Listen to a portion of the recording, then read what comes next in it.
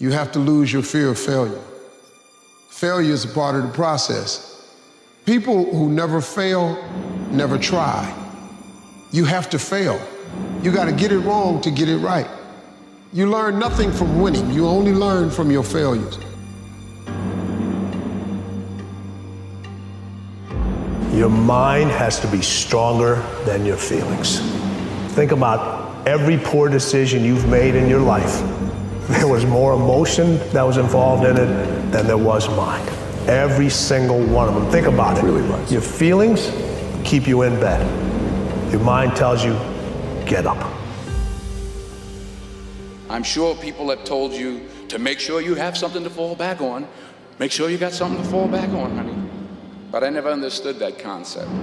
If I'm going to fall, I don't want to fall back on anything. I want to fall forward. If you don't have what you want, stop telling yourself the story because you don't have the money, you don't have the time. That's bullshit. It's because you haven't committed yourself where you would burn your boats. If you want to take the fucking island, burn your fucking boats. And you will take the island because people, when they're going to either die or succeed, tend to succeed. Here's the truth. This is the reality. Nobody's going to believe in you until you've already done it. Nobody's going to come and celebrate with you until you've already done it.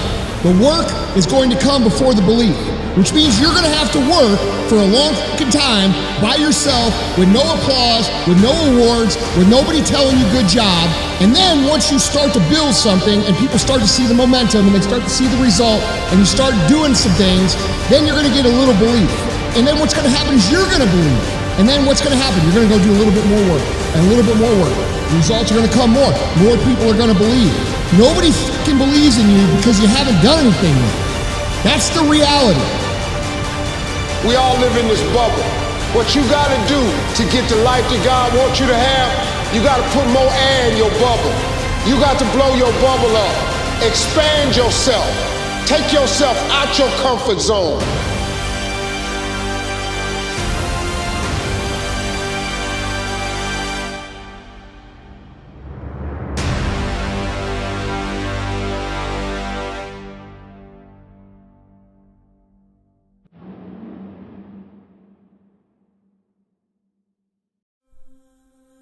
Do you have the guts to fail?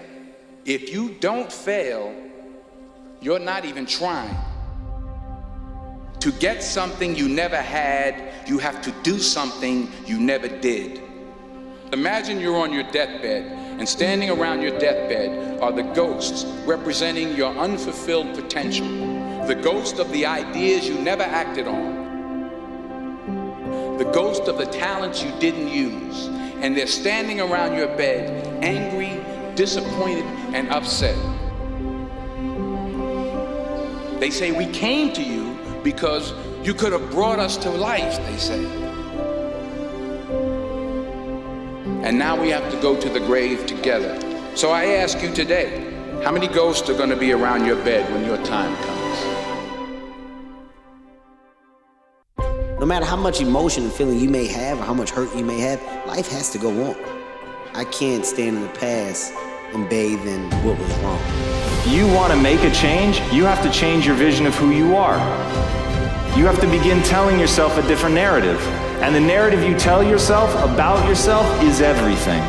And if you tell yourself that you're a scared, undereducated kid whose family has never accomplished anything, let me tell you what you will become. A scared, undereducated kid never accomplishes anything because that's what you believe. You tell yourself that story enough and it will become real. On the flip side, you could tell yourself a story of you're a learner.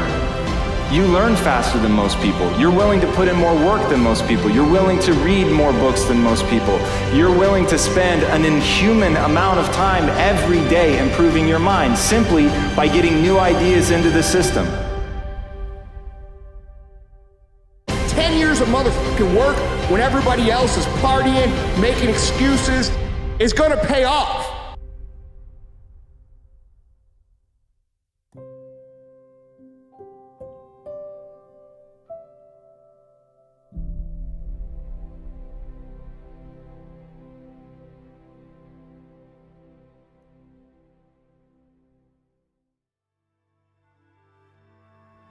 Just like all of us We all had our tests. God gives us our tests to really show how strong we really are.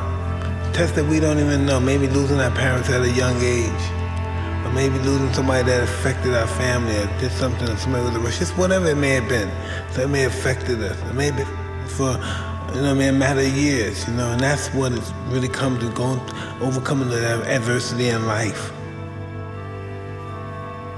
It's what happens when you deal with that adversity. What are you gonna do? You gonna lay down for it, or you gonna keep fighting it? And that's what life's about, fighting adversity and overcoming adversity and seeing what kind of person. Are you gonna be bitter and mean because life wasn't kind to you, or you figured it wasn't kind to you? Or are you gonna then live life to its fullest means? And most of what you are trying to accomplish today or tomorrow is the same thing you were trying to accomplish 20 years ago. You're the same person that you were then. If you lose that little spark that kept you motivated, because that's the most important thing. That's the thing that's going to bother you more than anything else. You will look at yourself one day and you won't know who you are because you don't remember who you were. Sometime along the way, or maybe at 13 or 14, we let go of the little person that kept us going. That person, when we get about 13 or 14, we get embarrassed of him. And we push him aside and we don't listen to him anymore. And after so long of a time, maybe 10, 15 years, you don't even know him. You show up at your own door and you don't even know who you are. Your family doesn't know who you are. So it's important, no matter what you do, no matter what challenges you go through, you remember who